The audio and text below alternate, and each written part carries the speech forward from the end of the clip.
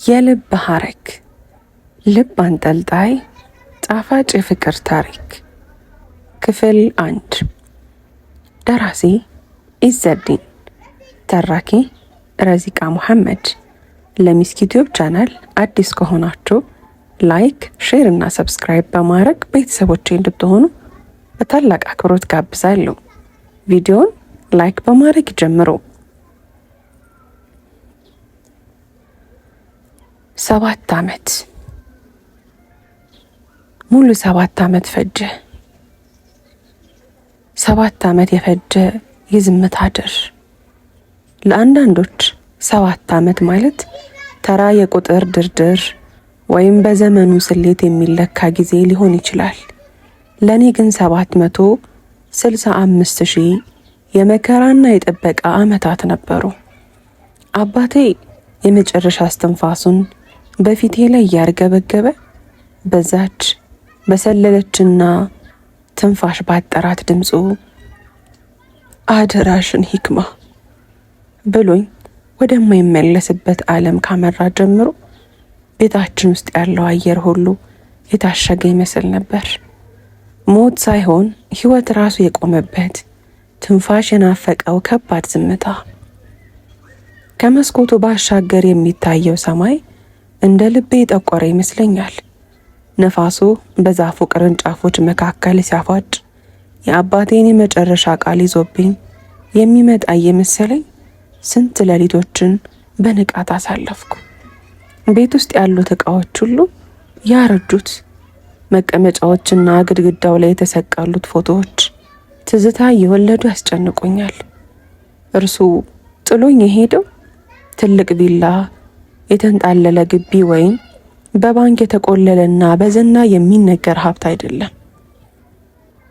ጥሎኝ የሄደው ትልቅ ምስጢር ነበር። 7 ዓመት ሙሉ በመቃብሩና በሕይወቴ መካከል እንደ ሐረግ ተተብትቦ የቆየ ሊፈታ ያልቻለ ትልቅ ምስጢር። ዛሬ ግን ያ ዝምታ ልሳን አወጣ። ውሰጁ ሂክማ የሚለው የሕግ ጠበቃው ድምፅ ከ7 ዓመት በኋላ የተሰማ የመጀመሪያው ነጎድጓድ ይመስል ነበር። በጠበቃው ቢሮ ውስጥ ያለው የድሮ ወረቀቶች፣ ያረጁ መጽሐፍትና የፋይል ሽታ ከአፍታ በፊት ከነበረው ጭንቀቴ ጋር ተደባልቆ አፍኖኛል። ጠበቃው አሮጌውን አቧራ የለበሰውን በብረት የተቆለፈውን ካዝና በዝግታና በጥንቃቄ ከፈተው። የአባትሽ አደራ ዛሬ ተፈቷል፣ ጊዜው ደርሷል፣ ውሰጁ አለኝ። ድምፁ በዕድሜና በኃላፊነት ብዛት እየተንቀጠቀጠ። የ7 ዓመቱ ዝምታ ተሰበረ። ያ የተቋረጠው የታሸገው ሚስጥሩ ይዞት የመጣው ስጦታ በጠረጴዛው ላይ ተቀመጠ። አንድ ትንሽ ያረጀ ግን እጅግ በጥንቃቄ የተቋጠረ የቆዳ ቦርሳ። ቦርሳው ከውጭ ምንም አይናገርም። የቆዳው ገጽታ በዘመን ብዛት አርጅቷል፣ ግን በውስጡ የያዘው ክብደት የ7 ዓመቱ ዝምታ ክብደት ነበር። በሚንቀጠቀጡ እጆቼ የቆዳውን ቦርሳ ነካሁት። ቆዳው ደርቋል፣ ልክ እንደ አባቴ እጆች። አባቴ ሚስጥር አልነገረኝም። ሐረግ ግን ሰፍቶልኛል፣ የልብ ሐረግ። ቦርሳውን ስከፍተው ግን የጠበቅኩት ወርቅ፣ አልማዝ ወይንም ውድ ሰነድ አልነበረም። በውስጥ የነበረው አንድ ያረጀ ደብዳቤና አንድ በሚያንጸባርቅ አረንጓዴ ክር የተጠለፈ ምስጢር የከበበው ትንሽ ጨርቅ ብቻ ነበር። ይህ ብቻ ነው አልኩኝ በለሆሳስ፣ ግራ መጋባትና ተስፋ መቁረጥ በዋጠው ድምፄ። ጠበቃው ዝም ብሎ አንገቱን ደፋ። ደብዳቤውን አንብቢው ሂክማ፣ መልሱ ያለው እዛ ላይ ነው። ደብዳቤውን ስዘረጋው የአባቴ የእጅ ጽሑፍ ገና ትኩስ ይመስል አይኖቼን ወጋቸው። የእጁ መርገብገብ በቃላቱ መሃል በግልጽ ይታያል። እንዲህም ይላል፣ ልጅ ሂክማ ሆይ፣ ዝምታዬ የጥላቻ ሳይሆን የጥበቃ ነበር። ዓለም ክፉ ናትና ምስጢሬን 7 ዓመት ተሸከምኩት፣ አሸኩት። ይህ ሐረግ የሚመራሽ ወደ ሀብት ሳይሆን 7 ዓመት ሙሉ ስትጠብቂ ወደ ነበረው የነፍስሽ ግማሽ ነው። ሐላል ንፋስ ሲነፍስ በንጹህ ልብ ውስጥ የሚለመልም ፍቅር ይጠብቅሻል። ሂጅና ፈልጊው፣ አደራሽን ጠብቂ ይላል። ደነገጥኩ። ፍለጋ? ለማን? ከየት? አባቴ በሞት አፋፍ ላይ ሆኖ ያሳለፈልኝ ይህ ሐረግ ወዴት ሊወስደኝ ይሆን? የደብዳቤው ጠረን የአባቴን የድሮ ሽታ ያውዳል። በዛች ቅጽበት ነበር ከቢሮ ውጪ በመስታወቱ ባሻገር አንድ ረዥም ጥላ ያለፈው። ረዥም ቀጥ ያለ ቁመና፣ የሐላል ነፋስ ሽታ ያለው የንጹህ ልብ ትርታ የሚሰማው ሰው ቀስ ብሎ ወደ እኔ ዞር አለ። አይኖች ውስጥ 7 ዓመት የናፈኩት ጥያቄና መልስ ተደባልቆ ይታያል። ያ ጥላ ማን ነው? የአባቴ ሚስጥር ጋር ምን ግንኙነት አለው? የቢሮ መስታወት ላይ ያረፈው ጥላ ቀስ እያለ ወደ እኔ ሲጠጋ በቆምኩበት የ70 ዓመት ሽባ የሆንኩኝ መሰለኝ። ያ ጥላ ከ7 ዓመታት በፊት አባቴ በመጨረሻ እስትንፋሱ ሊነግረኝ የፈለገው ሚስጥር አካል እንደሆነ ልቤ በከባድ ምት አረጋገጠልኝ። ጠበቃው በዝግታ ከመቀመጫቸው ተነሱ። ፊታቸው ላይ የነበረው ጭንቀት በአክብሮትና በረጅሙ መተንፈስ ተተካ። ግባ ዩሱፍ፣ ሂክማም እየጠበቀችህ ነበር አሉት። ወደ ውስጥ የገባው ወጣት ቁመናው ቀጥ ያለ፣ ትከሻው ሰፊና በራስ መተማመን የሚታይበት ቢሆንም አይኖቹ ግን ጥልቅ የሆነ ሐዘንና የረጋ መረጋጋት ያረፈባቸው ነበሩ። የለበሰው ነጭ ሸሚዝ ከጥቁር ሱሪው ጋር ተደምኖ ንጽህናውን ያጎለዋል። ነገር ግን ከሁሉ በላይ ትኩረቴን የሳበው በግራ እጁ አንጓ ላይ የታሰረው ያው እኔ በእጅ ያስኩት አይነት አረንጓዴ የሐር ክር ነበር። የሐረጉ ጥልፍልፍ ልክ እንደኔው አይነት ጥበብ ያለው ነው። ሰላም ላንቺ ይሁን ሂክማ አለኝ። ድምፁ ልክ እንደ ረጋ ወንዝ የሚፈስ ግን ደግሞ የከበደ ስልጣን ያለው ነበር። አባትሽ ይህንን ቀን ለ7 ዓመታት ሲያልሙ እኔ ደግሞ ስፈራው ነበር የኖርኩት አለ። ድንጋጤን መቆጣጠር አቃተኝ። ማነህ? አባቴን ታውቀዋለህ? ለምንድነው ላለፉት 7 ዓመታት አንድም ቀን ታይተህ የማታውቀው? ለምንድነው አባቴ አንተን እዚህ ቢሮ እንዳገኘህ ያደረገው? ጥያቄዎቼ ልክ እንደ መለከት ድምፅ ቢሮውን አናወጡት። ዩሱፍ ዝም ብሎ ወደ ጠረጴዛው ተጠጋ።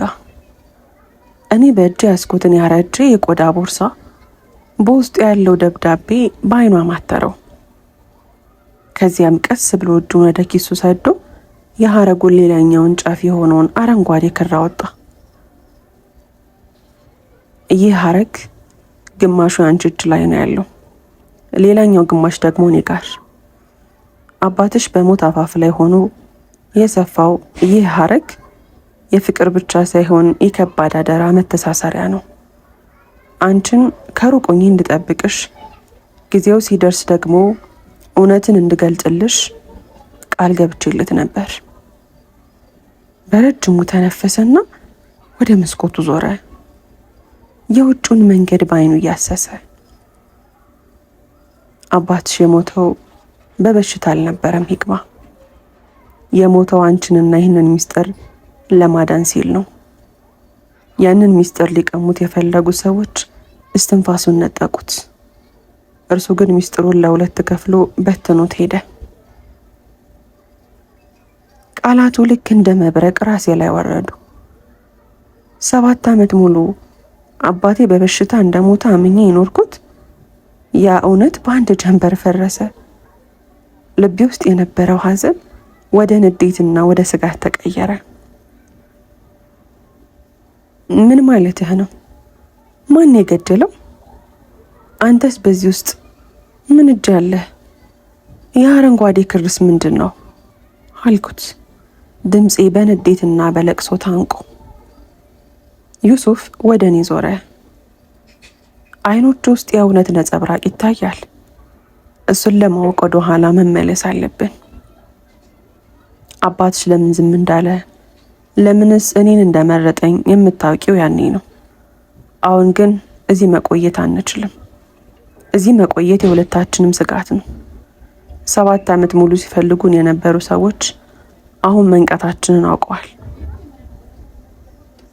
ጠበቃው በጭንቀት ቶሎ ሂዱ ሂክማ፣ የዩሱፍን እጅ አትልቀቂ፣ አባትሽ ያመነው እሱም ብቻ ነው አላቸው። ዩሱፍ እጁን ዘረጋልኝ። ትመጫለሽ ወይስ 7 ዓመት የፈጀው ዝምታ እሱን እንደታቀፍሽ መኖርን ትመርጫለሽ? በእጅ ያዝኩትን አረንጓዴ ሐረግ አየሁት። የአባቴ ሽታ ያለበት ደብዳቤ በእጄ ላይ ይንቀጠቀጣል። አደራውን ለመቀበልና እውነቱን ለማወቅ ልቤ ቢሸበርም ከዩሱፍ ጋር ለመሄድ ግን አንድ እርምጃ ወደፊት ተራመድኩ። ከቢሮ ወጥን ወደ መኪናው ስናመራ ከኋላችን አንድ ጥቁር መኪና በዝግታ ይከተለን እንደነበረ አላስተዋልኩም ነበር። በረከት በላይነህ እንዳለው በቀል ቀስ ብሎ የሚበስል ምግብ ነው። እኔና ዩሱፍ ግን ገና ወደ ሰዓት ውስጥ እየገባን ነበር። የመኪናው በር ሲዘጋ የሰማሁት ድምፅ ከኋላ ያለውን ዓለም በሙሉ የቆለፈብኝ መሰለኝ። ዩሱፍ በፍጥነት መሪውን አዙሮ መኪናውን ከቆመበት አስነሳው። ሞተሩ በዝግታ ሲያጓራ የልብ ምቴም ካለ ወትሮ ሲመታ ይሰማኝ ነበር። ዩሱፍ ወዴት ነው የምንሄደው አልኩት፣ ድምፄ በመኪና ውስጥ ካለው ቀዝቃዛ አየር ጋር ተቀላቅሎ። በመካከላችን ያለው ርቀትና የዩሱፍ አክብሮት የታከለበት ዝምታ ጥቂት የመረጋጋት ስሜት ሰጠኝ። ዩሱፍ ወደ እኔ አልዞረም። አይኖቹ በትኩረት የፊት ለፊቱን መንገድና የጎን መስታወትን ያያሉ። መጀመሪያ ከነዚህ ሰዎች እይታ መራቅ አለብን ሂክማ። አባትሽ የሰጠኝ ትልቁ አደራ አንቺን በሰላም ማቆየት ነው አለኝ። ድምፅ ውስጥ ያለው መረጋጋት የሚገርም ቢሆንም በመሪው ላይ ያረፉት እጆቹ ግን ውጥረት እንዳለባቸው ያስታውቃሉ። በመስታወቱ በኩል ወደ ኋላ ተመለከትኩ። ያ ጥቁር መኪና አሁንም በተወሰነ ርቀት ይከተለናል። ምንም አይነት ምልክት አይሰጥም። አይቀርበንም፣ አይርቀንም። ልክ እንደ ጥላ ተጣብቆናል። ማን ናቸው እነሱ? አባቴን ለምን ገደሉት? ጥያቄ በለቅሶ ታንቆ ነበር የወጣው። 7 ዓመት ሙሉ ታሟል ብዬ ሳለቅስ የኖርኩት ለካስ በሰው እጅ ወድቆ ነው። ዩሱፍ መኪናውን ወደ አንድ ጠባብ አውራ ጎዳና አጠፈውና ፍጥነቱን ጨመረ። አባትሽ ትልቅ የኢኮኖሚ ባለሙያ ብቻ አልነበረም ሂክማ። እርሱ የብዙዎችን ጭንብል ሊቀድ የሚችል ሚስጥር የደረሰበት ሰው ነበር።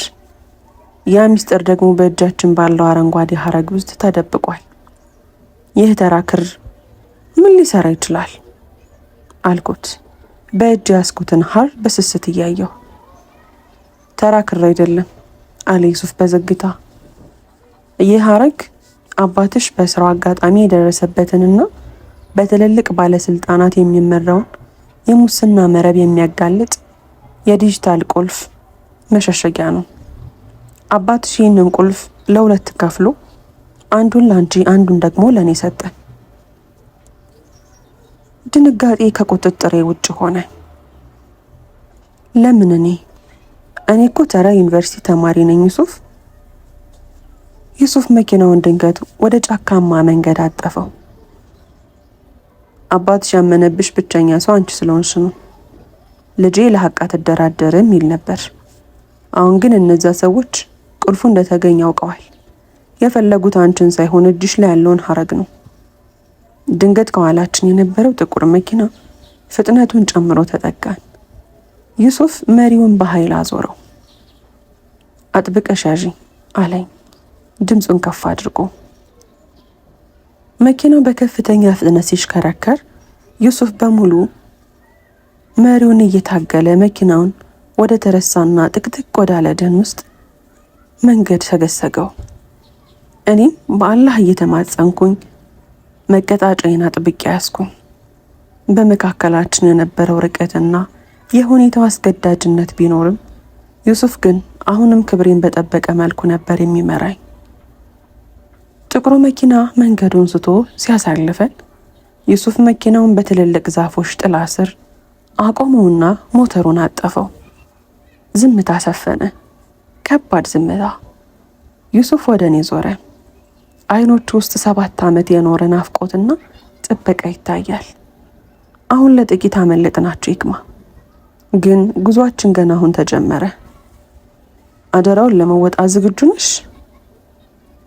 በእጅ ያስኩትን አረንጓዴ ሐረግ አየሁት።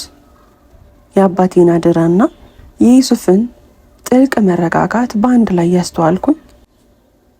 ዝግጁ ነኝ አልኩኝ በቆራጥነት።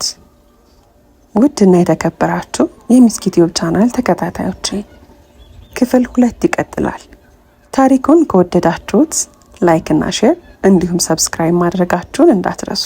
በቀጣዩ ክፍል እስከምንገናኝ ድረስ በያላችሁበት ቀንና ሌላችሁ ሸጋ ይሁንልኝ።